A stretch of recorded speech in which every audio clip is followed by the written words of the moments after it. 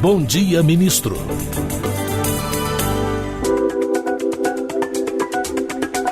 Olá, um ótimo dia para você. Hoje é quarta-feira, dia 31 de julho de 2024. Estamos ao vivo, direto dos estúdios da EBC em Brasília e em rede com emissoras de rádio de norte a sul do país. E juntos vamos fazer o programa de hoje. Eu sou Karine Melo e este é o Bom Dia Ministro. Essa é uma produção da Secretaria de Comunicação Social da Presidência da República em parceria com o Canal Gov, uma emissora da EBC. Nessa próxima hora juntos, você pode nos acompanhar de várias maneiras. Estamos em rede facultativa de rádio para todo o país. Também estamos ao vivo pela sua TV no Canal Gov ou pelo nosso YouTube, que é o @canalgov. Pela agência Gov, você também nos assiste. Acesse agenciagov.ebc.com.br e lá, além de toda a nossa programação ao vivo, você pode assistir programas gravados e acompanhar as principais notícias do governo federal. Outra maneira é baixar de graça na sua loja de aplicativos, no seu celular e assistir toda a nossa programação pelo Canal Gov. Baixe o Canal Gov e assista lá tudo bem na palma da sua mão. A articulação política, que é o exercício de ouvir, equalizar, pacificar e conseguir apoio para projetos de interesse do governo, é o assunto de hoje do Bom Dia Ministro. Por isso, a gente recebe o responsável por essa função no governo, o ministro-chefe da Secretaria de Relações Institucionais, Alexandre Padilha. Formado pela Unicamp, o ministro é médico, já tinha ocupado a mesma função no final do segundo governo Lula. Alexandre Padilha também foi ministro da Saúde no governo Dilma Rousseff. Filiado ao PT, é deputado federal por São Paulo, mas, claro, está licenciado do cargo para comandar a pasta das Relações Institucionais. Agradeço demais sua presença aqui hoje. Bom dia, ministro. Bom dia, Karine. Uma alegria estar aqui. Aproveitando agora que o Congresso Nacional, que é uma das nossas missões, está num momento aí de recesso e que o presidente Lula partiu agora de manhã cedinho para Corumbá, no Mato Grosso do Sul, está chegando no Mato Grosso do Sul, depois vai para Cuiabá, no Mato Grosso. O presidente Lula hoje vai anunciar coisas muito importantes, né? Um plano de combate a incêndios, investimentos em estrutura no Mato Grosso do Sul, em Corumbá, depois lá no aeroporto de Cuiabá. Vai inaugurar o novo aeroporto de Cuiabá, anúncio de vários aeroportos no interior do Mato Grosso, Minha Casa Minha Vida ali pertinho ali da região metropolitana, o contorno viário em Cuiabá. Então, aproveitando que o presidente Lula saiu para viajar de manhã cedo, então não tive que despachar com ele de manhã cedo hoje, que o Congresso está em recesso. Para mim é uma alegria poder estar aqui com vocês aqui no Bom Dia Ministro. Estava com saudade. É isso, ministro. Está em recesso, mas vai voltar, né? E aí a gente já quer saber as prioridades. Uma delas, certamente, a regulamentação da reforma tributária. E a gente retoma as atividades já com o Congresso mobilizado, né? Os parlamentares mobilizados com as eleições municipais, ministro. Então, como é que a gente equaliza essa pauta? O que vai ser prioridade agora? É isso aí, Karine. Volta agora em agosto o chamado esforço concentrado, né? Porque a gente sabe que tem eleições municipais, então os deputados, senadores têm que acompanhar as eleições municipais e volta com as prioridades do governo na pauta principal. Você falou da regulamentação da reforma tributária. O que é importante? Até o final do ano nós queremos concluir a votação dessa regulamentação. O que a regulamentação estabelece, Karine? Ela estabelece, por exemplo, aquilo que o presidente Lula quer: imposto zero na cesta básica. Então ela estabelece quais são os produtos, a garantia que vai ter imposto zero na cesta básica. Alguns produtos são produtos alimentares que não tem imposto zero porque você tem um impacto, inclusive às vezes para a situação de saúde das pessoas, né? Então você prioriza aqueles produtos que são mais saudáveis. A regulamentação da reforma tributária estabelece a simplificação dos impostos. Nós estamos transformando 5 impostos num só, facilitando a vida do empresário, o pessoal que é empresário que quer investir cada vez mais, tem dificuldade até da contabilidade de como pagar um imposto municipal, um imposto estadual, um imposto federal. Agora tudo isso se unifica, então vai estimular mais emprego, mais geração de empregos. Então essa é a prioridade absoluta.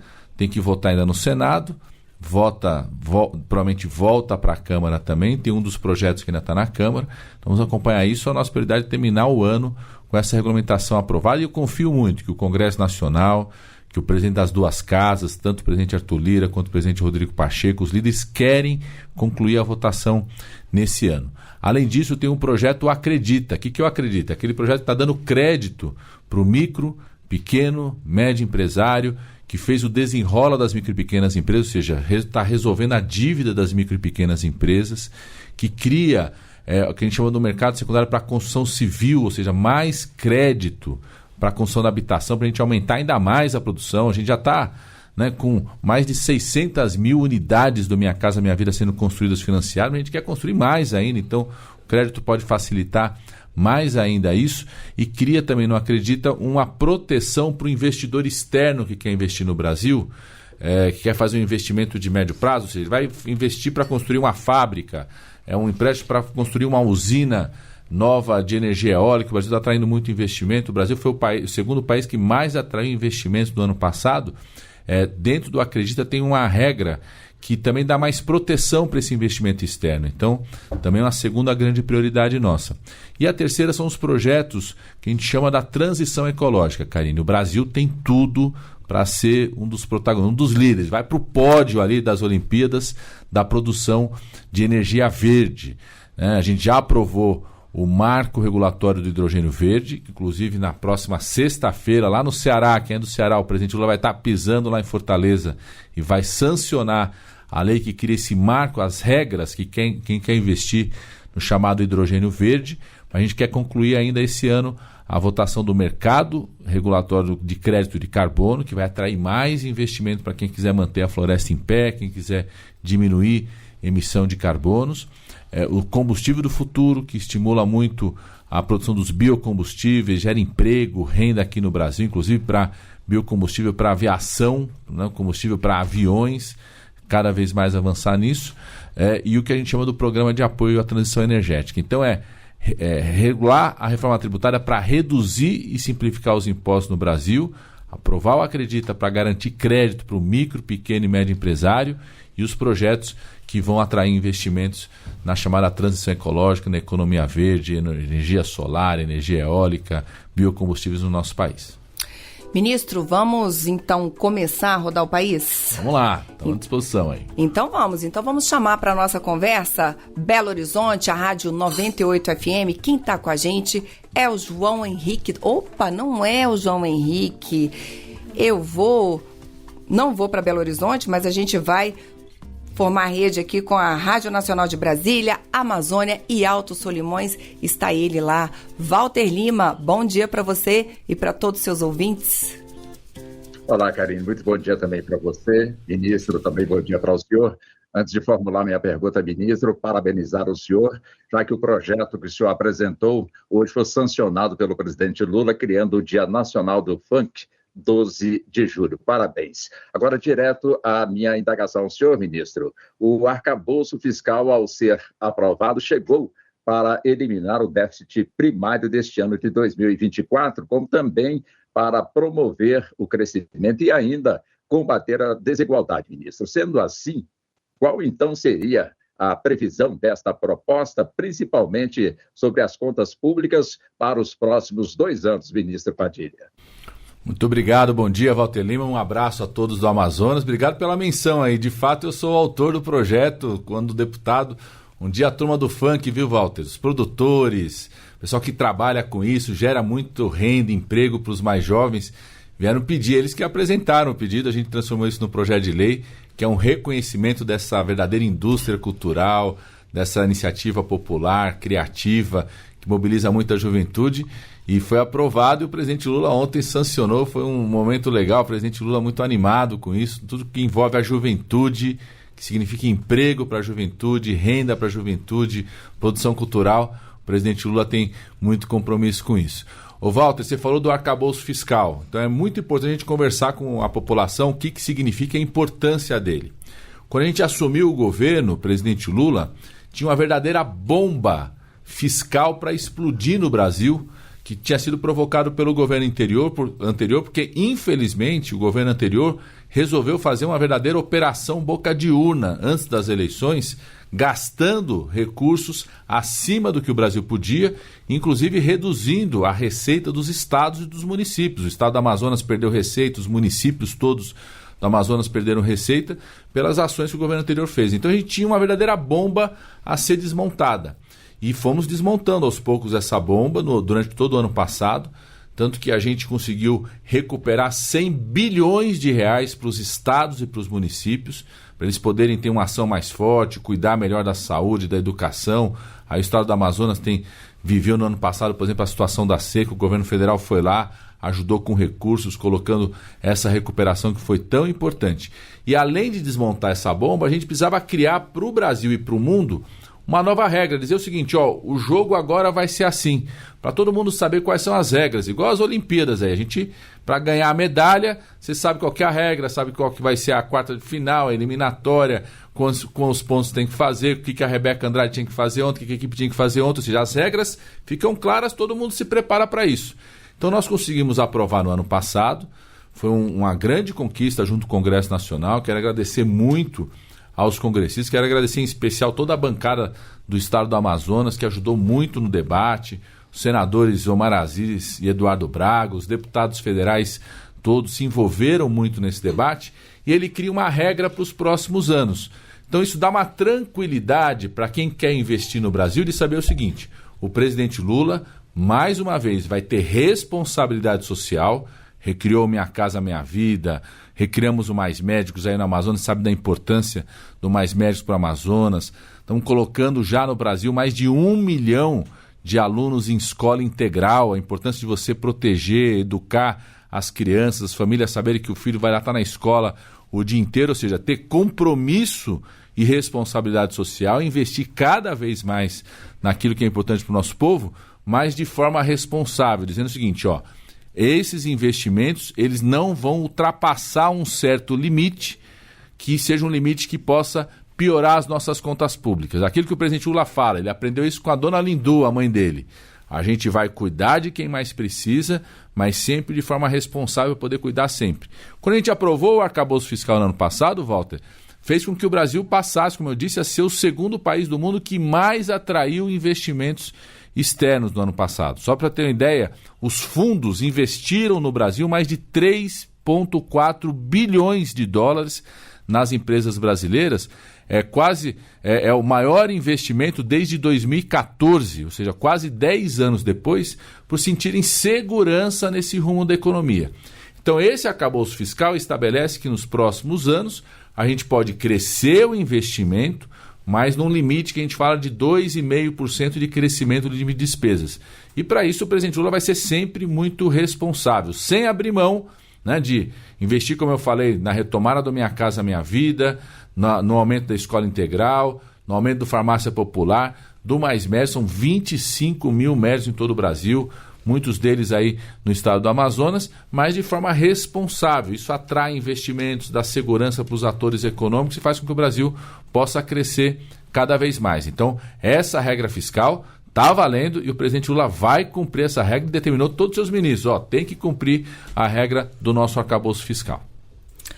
Este é o Bom Dia Ministro, que hoje recebe o ministro-chefe da Secretaria de Relações Institucionais, Alexandre Padilha. Agora sim, ministro, vamos a Belo Horizonte, vamos à Rádio 98. Quem está com a gente é o João Henrique do Vale. Oi, João, bom dia para você.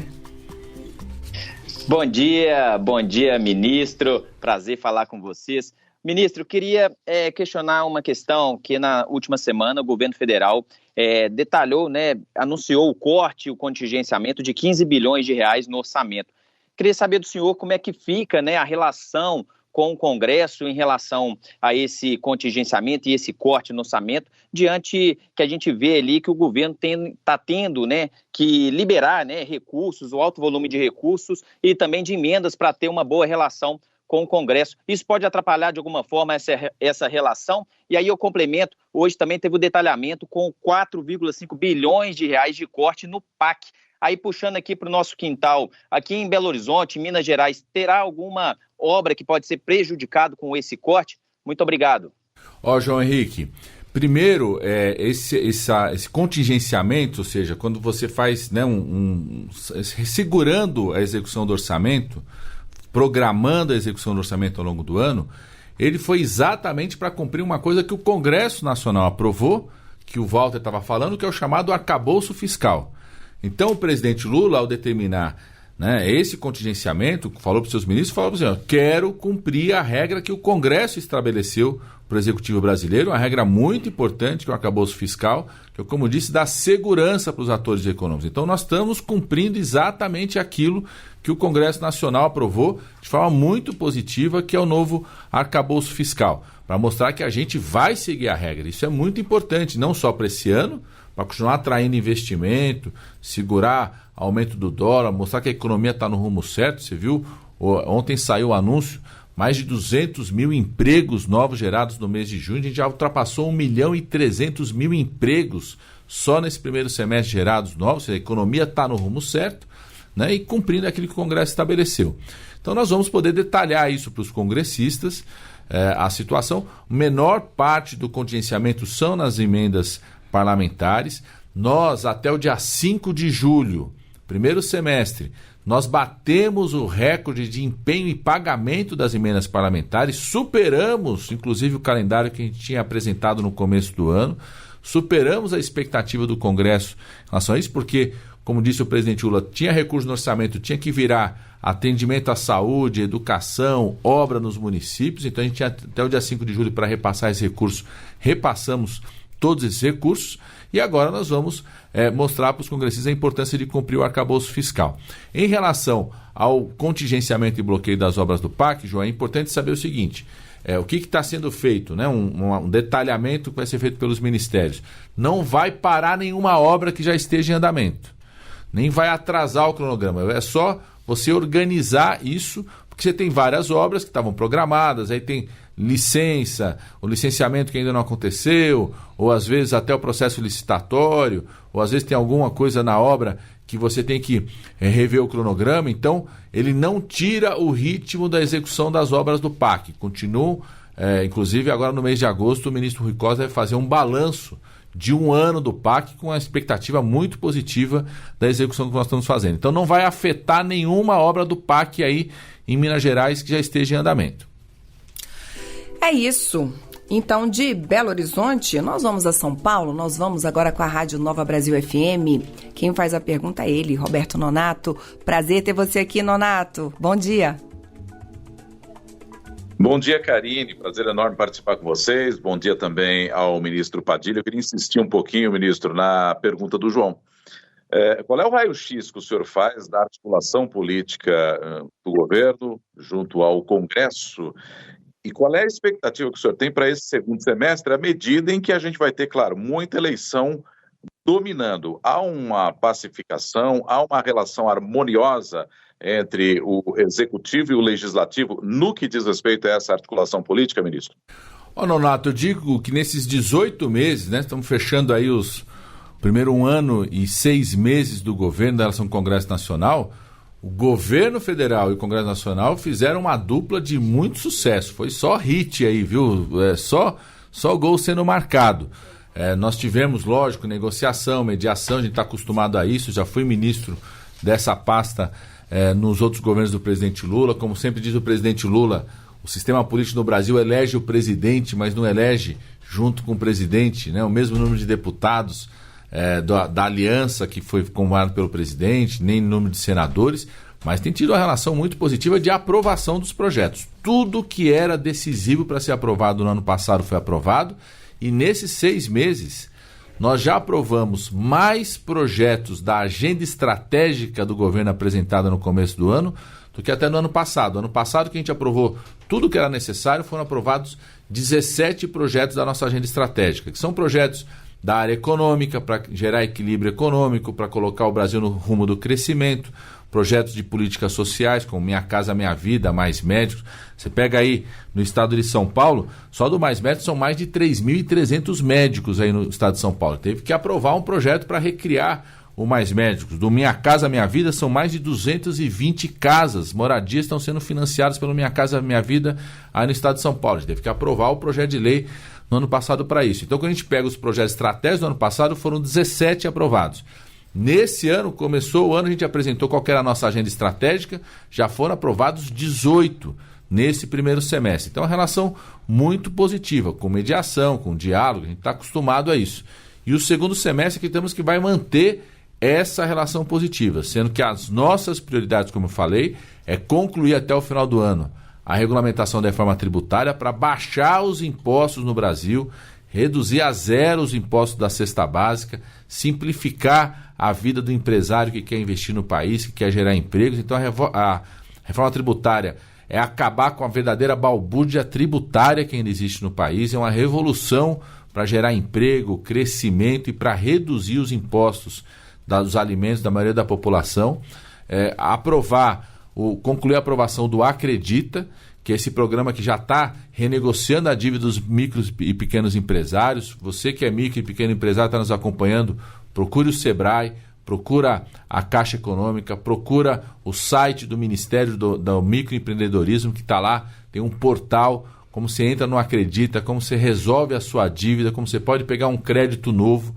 Quem está no Bolsa Família e quer ser um empreendedor, a pessoa está lá no Bolsa Família e está saindo do Bolsa Família, quer montar uma loja, um pequeno comércio, gerar emprego, ter o seu pequeno negócio, tem crédito mais barato ali através do Acredita. Então a prioridade nossa é concluir a votação do Acredita nessa retomada do segundo semestre e os projetos, como eu falei, que nós chamamos da transição ecológica. O que é isso, Nonato? São projetos que criam a regra no Brasil para ter investimento no Brasil, investimento nacional, investimento internacional aqui no Brasil, para produção de energia eólica, produção de energia solar. O Brasil tem tudo para virar, né, o medalha de ouro da economia verde.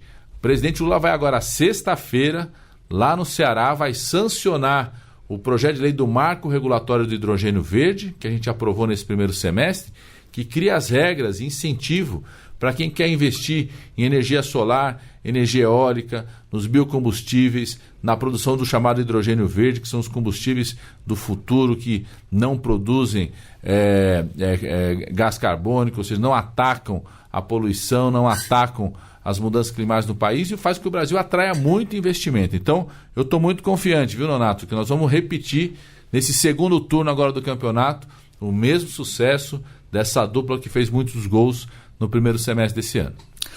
Ô, ministro, essa relação com o Congresso, que é um exercício difícil, né, de muita escuta, muita negociação, muitos interesses em jogo, sempre as pessoas ficam, às vezes as pessoas falam assim, mas a relação é difícil, a relação é ruim. É difícil mesmo. E quando a gente coloca na balança, nem sempre, né, o governo ganha, né?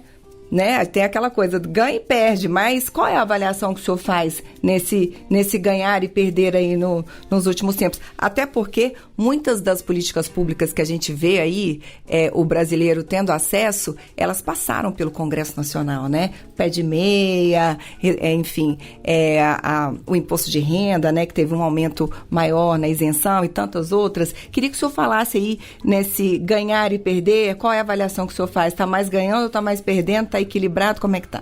A relação governo e Congresso Nacional é de uma dupla de sucesso. É o Bebeto e Romário, que foi a maior dupla que eu já vi na seleção brasileira. Nunca perderam um jogo quando estavam em campo juntos, né? Eu sempre digo, viu, Karine, é muito raro você ter um time que fica campeão num campeonato sem nunca ter perdido um jogo. É muito raro. Já aconteceu, mas é muito raro. Então, a gente sabe que durante um campeonato longo como são 4 anos, né, de governar o país, esse ano já teve o primeiro semestre, vai ter o segundo turno agora no segundo semestre, Congresso Nacional, eventualmente algumas das partidas você vai empatar ou perder. Agora, você não pode perder a decisão, você não pode perder o chamado mata-mata, você não pode perder a nota lá na final das Olimpíadas. E é isso, esse governo está conseguindo fazer. Ou seja, a gente sabe que tem alguns temas que a gente é derrotado, porque tem um perfil, uma opinião do Congresso, a gente tem que respeitar o povo que elegeu o Congresso Nacional, mas aquilo que é decisivo para gerar mais emprego, para reduzir impostos para a maioria da população, para controlar a inflação, para colocar a economia no rumo, para atrair investimento externo, para recriar as políticas públicas no Brasil, como a gente estava falando, Minha Casa Minha Vida, são mais de 600 mil casas sendo financiadas já no Minha Casa Minha Vida. Teve que aprovar o projeto no Congresso Nacional, né? O presidente Lula está hoje lá em Cuiabá vai inaugurar ali na região metropolitana um empreendimento importante do Minha Casa Minha Vida, vai inaugurar o contorno de Cuiabá, as novas obras do aeroporto de Cuiabá. Todos esses projetos foram aprovados pelo Congresso Nacional para garantir o orçamento, para recriar um programa como Minha Casa Minha Vida, ou os investimentos de crédito, por exemplo. A gente aprovou uma coisa muito importante, chamada debêntures de infraestrutura. O que é isso? O BNDES, ele emite ali, capta no mercado privado, no setor financeiro, ali na Bolsa, né, no mercado financeiro, recursos para investir em infraestrutura. Só no estado de São Paulo, o presidente Lula, na semana passada, foi lá na Via Dutra, que é aquela estrada que liga Rio a São Paulo, a estrada mais movimentada economicamente do país. São 10 bilhões de reais que estão sendo investidos na ampliação da estrada, duplicação da estrada, a partir dessa regra aprovada no Congresso Nacional. Então, o nosso time vai ser campeão, porque ele não perde o mata-mata, ele não perde o jogo decisivo, ele não perde a final. Eventualmente, ao longo de todo o campeonato, você tem uma derrota, outra, tem um empate, outro, que é natural, mas a gente tem experiência suficiente. O presidente Lula já governou esse país, eu fui ministro da Coordenação Política, a gente sabe que esse campeonato é longo, né? Você não pode perder o mata-mata, você não pode perder a final, e a gente não está perdendo. Pelo contrário, nós estamos sendo vitoriosos e construindo com o Congresso Nacional uma parceria de muito sucesso, uma dupla de muito sucesso, que ajuda a colocar o Brasil no rumo certo da economia e da retomada das políticas sociais. A Rede Nacional de Rádio agora é Rádio Gov e está de portal novo. Então acesse radiogov.ebc.com.br, radiogov.ebc.com.br. Lá você pode pegar tanto o áudio dessa entrevista como de outras que nós já fizemos aqui. Você também pode acessar todo o nosso conteúdo pelo nosso YouTube, que é o @canalgov. Ministro, então vamos sair de São Paulo e vamos ao interior do Ceará, vamos a Canindé, que é a terra da galinha choca. Vamos lá para Rádio Jornal. Quem está com a gente lá é a Michele Lopes. Acertei, Michele? Bom dia para você, bem-vinda. Bom dia para você, ministro Karine. Interior do estado do Ceará, é a terra de São Francisco. Terra de São Francisco. Deixa eu ver se a gente está conseguindo te ouvir direito, Michele. Vamos tentar? Vamos retomar? Ok. Então vamos lá. Bom dia para você, Karine. Bom dia ao ministro. Exatamente, Karine. Interior do estado do Ceará, né? Canindé, a terra de São Francisco, a cidade da fé. Maravilha. Então vamos lá para a pergunta para o ministro Padilha. Ministro, bom dia mais uma vez para você. A gente quer saber quais são os argumentos do governo para a desoneração da folha de pagamento e, com ela, como é que se alinha aí com os objetivos econômicos e sociais da administração atual. Bom dia, Michele. Um grande abraço a todos aí de Canindé, e todo mundo saber que sexta-feira o presidente Lula vai estar aí no Ceará. Vai estar no Ceará, vai estar ali em Fortaleza, mas na região metropolitana. O presidente Lula está indo aí no Ceará junto com o ministro Camilo Santana, que é o nosso ministro da Educação, vai lá para fazer um balanço do pé de meia, né? Vocês já sabem, a expectativa é ultrapassar mais de 3 milhões de jovens recebendo aquela poupança feita pelo presidente Lula, pelo governo federal. Cada jovem que está no ensino médio recebe um recurso todo mês. Se for bem o desempenho ao longo do ano, recebe um recurso adicional. Termina o ensino médio, um estímulo para terminar o ensino médio, vai ter um dinheirinho ali para abrir um negócio ou para continuar seus estudos. Então o presidente Lula, junto com o ministro Camilo, vai aí no Ceará fazer um balanço do pé de meia, os números do pé de meia e anúncios novos aí para o pé de meia, mais oportunidades para os jovens que estão no ensino médio, para as famílias que têm seu filho ali estudando no ensino médio. Então, ficar atento também, o presidente Lula vai estar no Ceará, vai sancionar, eu estava contando aqui, o projeto de lei do hidrogênio verde, que vai atrair mais investimentos. O estado do Ceará, Michele, está virando Canindé, a terra da fé. O estado do Ceará está virando o estado da produção da energia, viu? Da energia solar, da energia eólica, gerando muito emprego, distribuindo energia para o resto do Brasil, gerando emprego, renda, desenvolvimento aí no estado do Ceará. Então o presidente Lula vai sancionar esse projeto também, e um projeto muito importante para a Transnordestina, que é uma obra muito importante aí que envolve o Ceará, o Nordeste inteiro, ferrovia muito importante, decisiva. é uma obra histórica que o presidente Lula, com esse novo impulso aí da Transnordestina, nós vamos conseguir concluir a Transnordestina nesse governo. Ô Michele, esse tema da desoneração é um tema que está em debate no Congresso Nacional, né? Para explicar para as pessoas que estão nos acompanhando, o Congresso Nacional aprovou a manutenção, a prorrogação de uma regra que faz com que 17 setores da economia paguem menos da contribuição previdenciária dos seus trabalhadores. Então, aprovou uma prorrogação disso. Qual o problema? Quando aprovou essa prorrogação, não disse qual que era a compensação dessa redução do pagamento para a Previdência. Isso vai contra a Lei de Responsabilidade Fiscal. Por isso que o Supremo Tribunal Federal considerou essa regra inconstitucional e estabeleceu para o Congresso Nacional e para o Executivo um prazo para que o Congresso Nacional pudesse construir uma proposta junto com o governo federal, mostrando qual que é essa compensação. Então isso está lá no Congresso. O relator do projeto é o senador Jacques Wagner, que é o líder do governo, e o governo já apresentou uma proposta. Primeiro, o Senado apresentou várias sugestões de aumentar a arrecadação como compensação para essa redução do pagamento da Previdência. Então, o governo está aceitando todas as propostas que o Senado propôs. Tudo que o Senado propôs, o governo acolheu. Orientou o nosso líder do governo, o senador Jacques Wagner, a poder acolher todas essas propostas. Além disso, o governo acrescentou propostas de redução de despesas. Tem algumas despesas do governo que estavam crescendo acima do que era esperado. Então tem um verdadeiro pente fino sendo feito, determinado pelo presidente Lula, para ver, às vezes, por exemplo, algum benefício que não era para ser dado, que a pessoa está pegando de um jeito que não merecia pegar esse benefício. Então tem esse pente fino sendo feito. Também orientamos o líder do governo do Senado a apresentar tudo isso. Qual que é a proposta do governo?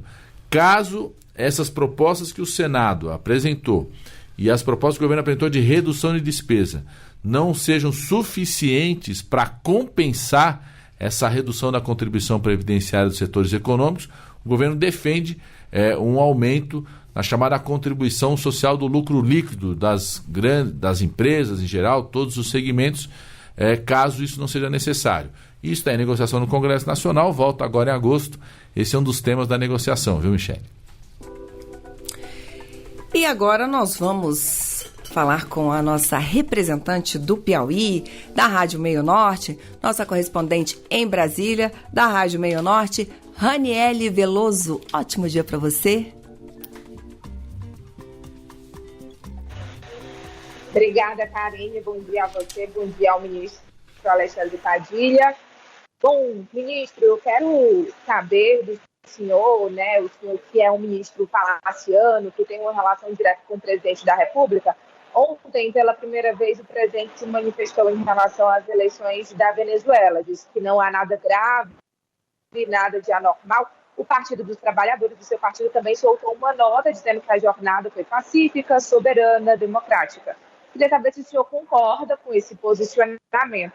E falando em eleições, eu também quero saber, já que o senhor é responsável pela articulação do governo no Congresso Nacional, como é que está a movimentação para a escolha do candidato à presidência da Câmara, porque o presidente Arthur Lira, né, que até teve algumas rusgas com o senhor nesse primeiro semestre, ele tem um candidato, né, pelo menos nos bastidores, que seria o preferido, Elmar Nascimento. E Elmar Nascimento tem procurado ali, inclusive, o seu apoio. Quero saber se, de fato, esse é um nome que o governo poderia apoiar. Ô Raniele, primeiro um grande abraço em você.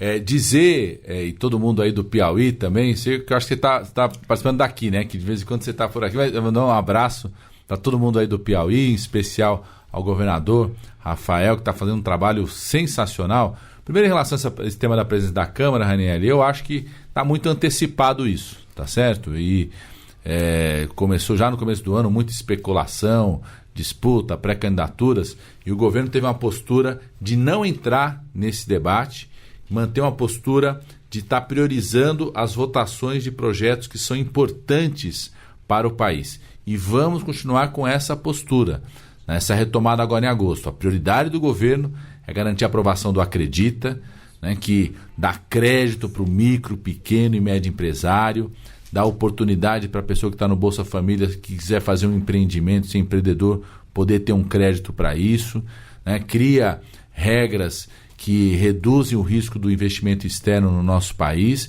Vamos priorizar a votação da Acredita, priorizar a votação da regulamentação da reforma tributária e os projetos da chamada transição ecológica, que são tão importantes para o Nordeste inteiro, para o estado do Piauí. O governo do estado do Piauí está fazendo muito investimento, atraindo investimento em energia eólica, energia solar. Hoje o estado do Piauí já produz mais desse tipo de energia do que consome, ou seja, já está vendendo para fora, gerando recursos para o estado e pode crescer ainda mais. Então, em relação a qualquer debate de presidência da Câmara, nós não vamos entrar nesse debate antecipado. Essa é a postura e vamos estar priorizando as votações que estão sendo tão importantes. Segundo, em relação ao tema da Venezuela, é muito importante, Anélia, a gente ter noção do tamanho do Brasil e da liderança do presidente Lula e de uma postura correta do presidente Lula. Ontem, inclusive, ele conversou com o presidente Biden dos Estados Unidos, tem conversado com o México, com a Colômbia, que são países da dimensão muito importantes e com tradição democrática. A postura do Brasil é decisiva, foi decisiva para ter eleições na Venezuela, foi decisiva para que a oposição pudesse participar das eleições. O Brasil tem sido um mediador desde o começo com outros países e essa é a postura que um presidente da República tem que ter para poder, inclusive, participar de um processo que, de fato, é um processo que a gente, óbvio, um vizinho como o nosso, o que a gente quer num país como a Venezuela e todos os nossos vizinhos, que eles estejam em paz, sem conflito, porque se eles forem bem na economia, estiverem bem na situação de pacificação, sem conflitos, quem mais ganha é o Brasil, porque o Brasil mais vende do que compra para esses países aqui vizinhos da América do Sul. Então, se eles estão bem na sua economia, o Brasil ganha, porque eles compram muitos produtos nossos, gerando emprego e renda e investimentos aqui no Brasil. Então, a primeira postura é uma postura, quando o presidente Lula fez a expressão dele ontem, ele primeiro falou o seguinte, eu só vou me pronunciar sobre o resultado das eleições quando tiver ata. Né? Você tem uma ata, o Brasil tem tido essa postura desde o começo, não se precipitou em fazer qualquer manifestação de um lado ou de outro, pelo contrário, tem tido uma postura firme, inclusive junto com outros países, como o México, a Colômbia, o próprio diálogo com o presidente Biden ontem foi nesse sentido. Você precisa se pronunciar, você vai falar qual que é a avaliação que você tem sobre as eleições quando você tiver uma ata, quando você tiver atos, resultados eleitorais, é assim. Então, o que o Brasil tem dito é que só vai se posicionar, o presidente Lula também só vai se posicionar sobre o resultado em si, quando tiver uma ata. Quando ele falou, porque também ele até fez um comentário, às vezes querem criar de um tamanho como se fosse uma crise que não tivesse solução. E o Brasil vai entrar e participar com a postura firme para ajudar junto com outros países, como o México, Colômbia, os próprios Estados Unidos, outros organismos multilaterais, para que você tenha solução, inclusive, de pacificação naquele país. Foi essa postura do Brasil que ajudou, inclusive, a ter o processo eleitoral, que ajudou a ter, acho que são 8 ou 9 candidatos de oposição, 8 ou 9 candidatos além da candidatura do atual presidente de lá, que ajudou a ter o processo, milhões de pessoas participaram, surpreendeu a muitas pessoas, inclusive a participação, o envolvimento da população venezuelana. Então essa postura do Brasil e de outros países tem ajudado nisso. Então não vamos ter qualquer tipo de precipitação. A postura do governo brasileiro é se pronunciar depois que forem divulgadas as atas detalhando os resultados do processo eleitoral. Bom dia, ministro. Conversa hoje com o ministro-chefe da Secretaria de Relações Institucionais, Alexandre Padilha. Ministro, nós já fomos ao Ceará, ao Piauí com a Raniele Veloso, e agora nós vamos a Pernambuco. Mas antes disso, eu tinha falado da galinha choca lá de Canindé. Não é, galinha choca é Quixadá, no Ceará. Quixadá, minha gente, não é. Então, é por isso que ela falou que Canindé é a terra da fé e Quixadá é a terra da galinha choca. Eu quero mandar um abraço para o Hilário Marques, que é um assessor nosso, que trabalha conosco. Foi até prefeito de Quixadá já, foi um dos prefeitos muito reconhecidos lá, trabalha conosco agora na Presidência da República. Um abraço aí, Hilário, e a todo mundo de Quixadá. Ele já está lá no Ceará, porque ele está preparando a ida do presidente sexta-feira lá em Fortaleza. Então pronto, reparação feita, agora sim, vamos à Rede Nordeste de Rádio. Vamos lá, Recife, quem está com a gente é o Magno Martins. Oi, Magno, bom dia para você. Ó, seu microfone está desligado. Vamos tentar de novo, Magno? Você precisa ativar o microfone aí. Agora melhorou? Agora temos. Ok. Bom dia, Karine. Bom dia, ministro. Eu queria voltar, ministro, a essa questão da Venezuela. O senhor falou que o presidente Lula só ia se posicionar depois que recebesse as atas, tomasse conhecimento das atas eleitorais, né? E o PT ontem deu a nota. Eu gostaria de saber se o PT errou ou se o PT combinou isso com o presidente, porque o PT é o partido oficial que está no poder e o presidente é o líder maior deste partido. E a segunda pergunta que eu gostaria de fazer é sobre a ferrovia transnordestina. O senhor falou aí que o governo estava retomando a ferrovia, mas no caso aqui de Pernambuco, essa ferrovia está parada há muito tempo e não está andando.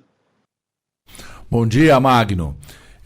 O PT tem autonomia, viu, Magno? Até por ser o presidente Lula uma pessoa democrática e por defendermos a democracia, os partidos têm autonomia. Nós não somos um país onde o presidente manda no partido ou o partido manda no presidente, né? Isso aí são outros modelos de organização que não é a tradição do governo do presidente Lula, não é nem a tradição do PT. Quando o PT surgiu, ele surgiu exatamente dessa forma, Magno. Uma das coisas que fez a diferença do PT em relação a outros partidos de esquerda, de tradição de esquerda no Brasil e no mundo, é o respeito à autonomia. O PT respeita a autonomia dos seus governos, dos dirigentes que são de movimento sindical, do movimento social e vice-versa. Né? Você é de Recife, você sabe. O PT já governou a prefeitura de Recife várias vezes, né? E você tinha uma posição do prefeito e às vezes uma posição diferente do partido. Então o PT tomou a posição que cabe a um partido tomar, né? Não sou eu nem o presidente Lula que vai comentar a posição do PT em relação a essa nota. Então tomou aquilo que é o seu papel enquanto partido, enquanto outros partidos também tomaram outras posições. O presidente Lula deixou muito claro, seja nas notas oficiais, porque o presidente ele representa, ele é chefe de governo e chefe de Estado no nosso país. Ele junta as duas funções e responsabilidades. As notas oficiais do governo brasileiro através do Itamaraty são muito explícitas. E o presidente reforçou, inclusive na fala dele ontem, ele falou o seguinte, eu estou aguardando a ata. E não é só o presidente Lula. A Colômbia está assim, o México está assim, os Estados Unidos está assim, ou seja, os maiores países do nosso continente estão tendo essa postura, porque é uma postura correta para quem quer ajudar a pacificar toda a situação, a resolver todo o conflito. Lógico que tem um conflito lá, né? É uma postura correta de quem contribuiu para que o processo eleitoral pudesse existir, para que mais de 10 milhões de venezuelanos fossem lá participar das eleições, e a postura correta de quem está preparado para ter uma postura de ajudar, inclusive, a qualquer tipo de pacificação que seja necessária, qualquer mediação. Então é a postura correta de quem espera, tem um processo eleitoral lá, você tem que ter as atas desse processo eleitoral para ter uma opinião sobre isso, de reconhecimento ou não, né, ou decisão ou não, do que está acontecendo ou não. Como disse, né, o presidente Lula, ele quer ver as atas. Né? A gente, quando tem o nosso processo eleitoral aqui no nosso país, ele é muito rápido. Quando tem a divulgação, você tem ali o resultado das urnas, tem as atas das urnas, você pode saber qual que é o resultado de cada uma dessas situações. Em relação à Transnordestina, né, foi retomadas as obras pelo governo federal, pelo governo do presidente Lula. Esse é um projeto que ele tem uma dedicação muito especial e agora, sexta-feira, ele está indo, inclusive, para sancionar um dos projetos de lei que foi feito, inclusive, uma mudança na lei para poder colocar mais recursos, mais investimentos na Transnordestina, aí que tem um impacto muito importante para todo o Nordeste, inclusive para o estado de Pernambuco. Ministro, quero falar um pouquinho sobre a agenda global. E a gente teve no Rio de Janeiro o evento do G20, e aí eu queria falar um pouco sobre o avanço nessas conversas sobre a taxação dos super ricos. Karine, primeiro, foi um momento histórico, você reunir as 20 maiores nações do mundo. Pela primeira vez o G20 se dedica a um tema que envolve a maioria da população, que envolve, sobretudo, esse lançamento da chamada Aliança Global de Combate à Fome. o Brasil sendo reconhecido como um exemplo com a retomada das ações pelo governo do presidente Lula. Você sabe que nos primeiros governos do presidente Lula a gente tirou o Brasil do mapa da fome. Infelizmente, várias das nossas políticas foram interrompidas pelo governo anterior. O Brasil voltou para o mapa da fome no governo anterior e nós já tiramos mais de 20 milhões de pessoas só no ano passado. E o governo brasileiro, o presidente Lula, reafirmou o compromisso de fazer com que o Brasil saia definitivamente do mapa da fome até o final desse governo em 2026.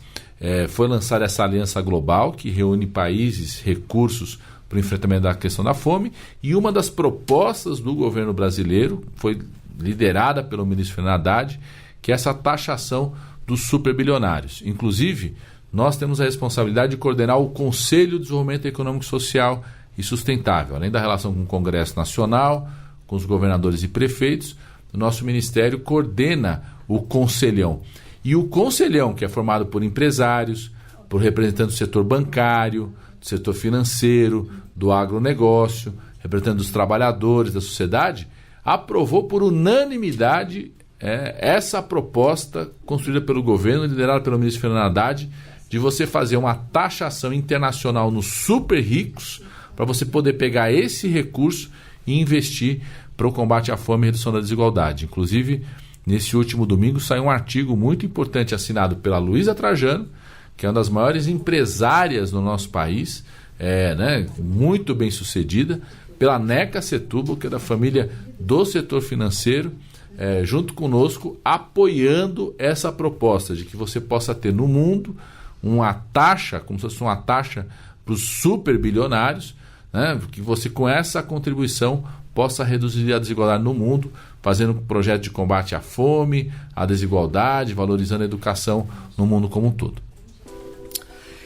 É isso, ministro. Então vamos a Belém, vamos lá para a Rádio Howland. Quem está com a gente é o Alexander Rodrigues. Tudo bem? Bom dia. Não é? Olá, tudo bem? Agora não. Fábio Ferreira aqui. Fábio Ferreira. Perdão, Fábio. Então vamos lá. Tudo bom? Ministro, Excelência, primeiramente é uma satisfação, estar aqui participando do Bom Dia Ministro de hoje, aqui pelo Pará, da Raulê FM, que é a primeira FM do Pará, aqui na nossa região, a mais antiga e tradicional FM do Pará. E eu gostaria de perguntar ao senhor quanto à questão do desenvolvimento econômico do Brasil, focar nesta pergunta, porque nós tivemos aí a questão do enquadramento da responsabilidade fiscal, que foi uma medida tomada pelo governo para garantir a estabilidade das contas públicas, e a gente entende que essa responsabilidade foi assumida pelo governo federal, inclusive no ano anterior, por conta dos ajustes com o Congresso Nacional. Então, houve uma contrapartida dessa responsabilidade fiscal e deste ajuste, mas a gente entende também, e diante das últimas notícias relacionadas também a esse contingenciamento, que o Brasil precisa crescer. Em 2023, nós tivemos aí cerca de mais de 10 trilhões de reais do PIB, que fechou com uma alta de 2,9. Desse ano, a projeção está para entre 2,5, por aí. Quais são as medidas que o governo federal, dentro da sua interlocução com o Congresso Nacional, poderia estar fazendo diante da necessidade de liberação de verba para os estados e para os outros entes federados, para que a economia possa crescer, e diante também de uma grande polêmica que nós estamos enfrentando hoje, que é exatamente o lobby dentro do Congresso Nacional para tirar aqueles 17 setores, tirar as isenções, daqueles 17 setores da economia. Eu lhe pergunto, diante de todo esse cenário, como que o governo federal e a sua pasta estão tramitando a evolução econômica do Brasil para gerar mais emprego, renda e para melhorar e aumentar esse nosso PIB? Fábio Ferreira, agora sim, Fábio? Eu falei que era Alexandro, mas é o Fábio Ferreira. Desculpe, Fábio, a gente se embolou aqui, que entra um, depois outro. Vamos lá, ministro. Ô Fábio, primeiro um grande abraço a todos do Pará. Eu tenho muito orgulho, eu sou de São Paulo, sou médico, formado na Unicamp e na USP. Quando terminei minha residência médica de infectologia, eu fui assumir e montar um núcleo de medicina tropical no interior do Pará, na cidade de Santarém. Existe até hoje o núcleo, então primeiro dizer da alegria e da saudade aí do povo paraense. Vivi 8 anos aí no Pará, ficava mais aí do que em São Paulo, e alegria e saudades. Tivemos aí no comecinho de julho, na Caravana Federativa, num evento junto com o governador Helder Barbalho, mais de 100 municípios participaram, anunciando investimentos, junto com o ministro Jader. Foi muito positivo, e vamos voltar mais vezes aí, viu, Fábio? Então, primeiro, saudar todo o povo do Pará. Segundo, o compromisso, inclusive, de seguir o arcabouço fiscal, Fábio, é decisivo para a gente manter esse ritmo de crescimento. Pode anotar, o Brasil vai crescer esse ano mais de 2%, superando mais uma vez as previsões daqueles pessimistas que no começo do ano diziam que o Brasil ia crescer menos de 2%, falavam que ia ser 1,5% até 1%, como erraram no ano passado. Ano passado, quando começou o governo do presidente Lula, diziam que o Brasil ia crescer 1%. Erraram no ano passado, os pessimistas vão errar esse ano de novo. O Brasil vai crescer 2%, e nós vamos ter, ao longo do governo do presidente Lula, um crescimento médio acima de 2%, que é algo que não acontece há décadas no nosso país. Por que vai garantir esse crescimento, Fábio? Primeiro, como você falou, o próprio cumprimento do arcabouço fiscal. Ele é muito importante porque ele sinaliza que o Brasil vai consolidar a saúde das contas públicas. Isso atrai investimento externo, isso ajuda a reduzir juros, facilitando o investimento do empresariado nacional, com mais emprego, novas plantas industriais, investimento em logística. Segundo, questão fundamental, nós estamos sendo criativos, inclusive junto com o Congresso Nacional, para construir novos mecanismos de financiamento de obras, de logística. Eu citei o exemplo aqui das debêntures de infraestrutura, que foi aprovado, o propósito do governo aprovado nesse semestre no Congresso Nacional, a expectativa de atração de investimentos. Um primeiro exemplo que a gente citou foi lançado pelo presidente Lula na semana passada na Via Dutra de São Paulo, mais de 10 bilhões de investimentos. Ou seja, você capta no mercado privado recursos para investir em estrada, logística, projetos de energia. O segundo projeto é a chamada Letra de Crédito de Desenvolvimento, sancionado pelo presidente Lula na última sexta, que é uma proposta também do BNDES, que o BNDES vai captar no mercado financeiro recursos para o investimento. E aí o Pará tem muito para ganhar, porque uma parte dessa nova letra de crédito de desenvolvimento é exatamente para os projetos de sustentabilidade. O Pará é um estado hoje que mais cresce, né, nos seus investimentos, tem um ritmo de investimento hoje recorde no estado do Pará, pelo governo do estado, e essa LCD, Letra de Crédito de Desenvolvimento, vai ajudar ainda mais esses investimentos. Terceiro é concluir no Congresso Nacional, como eu falei, a aprovação da regulamentação da reforma tributária. Tem uma expectativa muito positiva de que, com a aprovação da regulamentação, você aumenta os investimentos, porque os empresários vão poder programar melhor seus investimentos, porque vai estar simplificado os tributos, os impostos. Então aquilo que são 5 passa a ser 1. Então todo o custo que o empresário tem para contabilidade cai esse custo, né? Você reduz impostos para os alimentos, isso estimula a produção na indústria de alimentos. Toda a indústria de alimentos da biodiversidade tem um impacto muito positivo no Pará, né? O cacau está vendendo a preço lá no alto, o açaí está vendendo a preço lá no alto, no Pará os produtores agrícolas têm falado muito sobre isso. Você zerar impostos, simplificar os impostos da reforma tributária estimula ainda mais esse chamado investimento privado, e você colocar mais dinheiro no bolso da população, porque o trabalhador, quando ele ganha mais, quando melhora o seu salário, quando recebe a transferência de renda, isso gira a economia de imediato, aquilo que o presidente Lula sempre fala, né? Muito dinheiro na mão de poucos gera prostituição, analfabetismo, ciranda financeira, porque o cara pega esse dinheiro e fica fazendo sua aplicação financeira e especulação.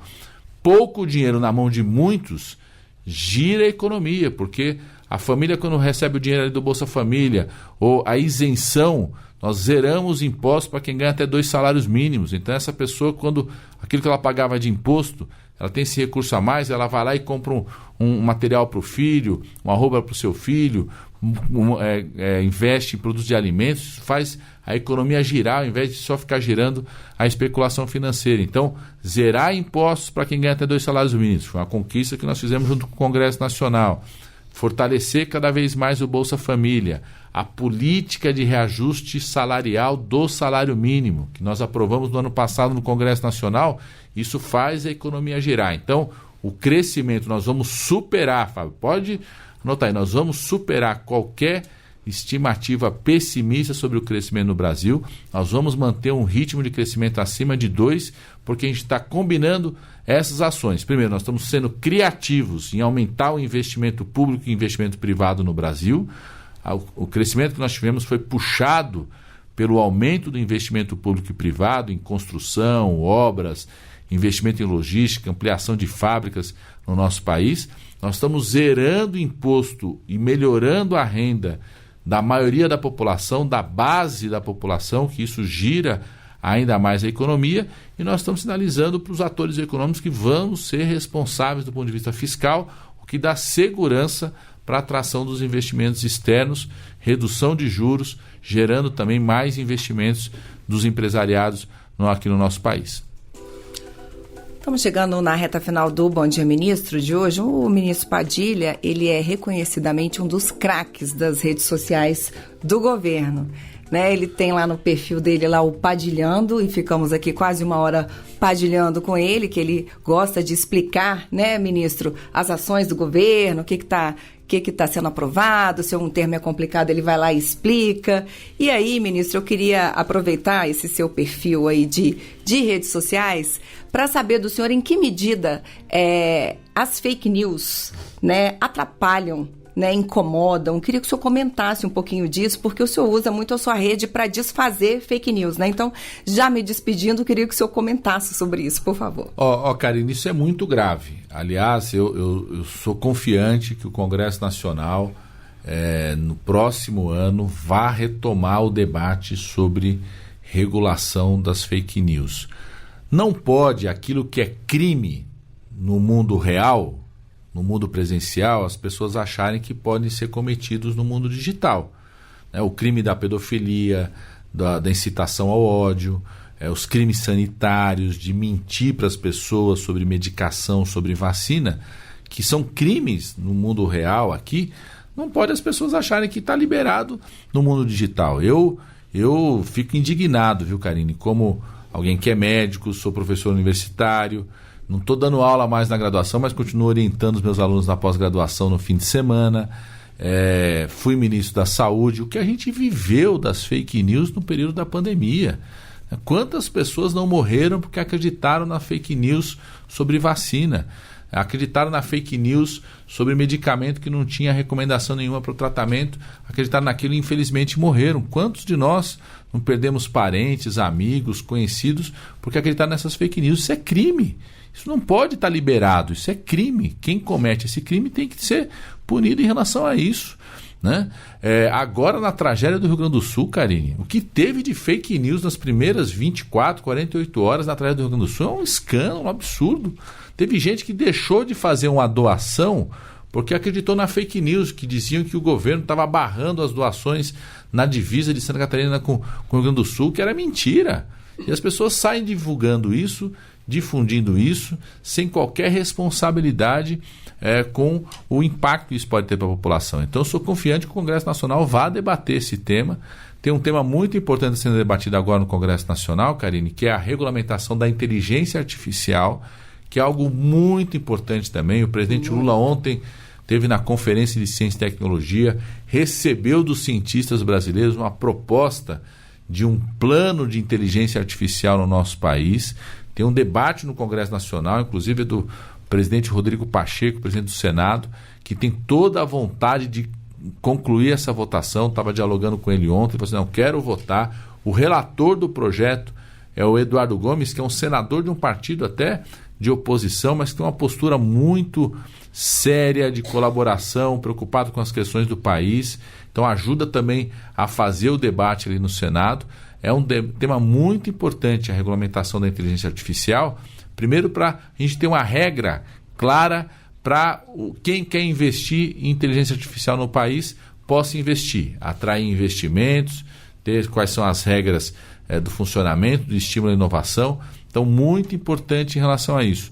Mas também para impedir que algo tão positivo, que é a inteligência artificial, está sendo utilizada na área da saúde, na área da educação, na gestão pública, está usando a inteligência artificial para coibir fraudes, para identificar desvios de recursos, algo tão positivo não seja apropriado por criminosos que encontram na rede social um lugar para praticar crimes que não podem praticar na vida real, no mundo presencial, porque seriam facilmente identificados, né, seriam facilmente punidos. Então eles vão lá para a rede social, né, e ficam praticando crime sem qualquer responsabilidade com as pessoas. Então, sou muito confiante, viu, Karine, que a gente possa ter um bom debate no Congresso Nacional, como outros países já fizeram no mundo, para a gente impedir que os crimes continuem acontecendo na rede social. Tomara, ministro, obrigada pela sua presença aqui. Prazer te receber. Espero revê-lo aqui numa outra oportunidade. Eu que agradeço, viu, Karine? Vamos firmar o compromisso. Pelo menos até o final do ano eu venho aqui para fazer o balanço do segundo turno, tá certo? Do campeonato aí, que nós ganhamos o primeiro turno. Estou confiante que nós vamos ganhar o segundo turno também. Tá combinado, ministro. Quero agradecer a todos os meus colegas que ajudaram aqui a fazer o Bom Dia Ministro de hoje. Também espero revê-los em outra oportunidade. Muito obrigada. E o senhor falou de inteligência artificial. Quem vai estar aqui sentada aí amanhã é exatamente a ministra de Ciência, Tecnologia e Inovação, Luciana Santos. E a gente vai falar sobre o Plano Brasileiro de Inteligência Artificial que foi entregue ontem ao presidente Lula. Então vai ter muita conversa com ela aqui amanhã. E é isso. Bom Dia Ministro fica por aqui. Hoje a gente teve nos trabalhos técnicos pela rádio Reinaldo dos Santos. A gente se vê amanhã.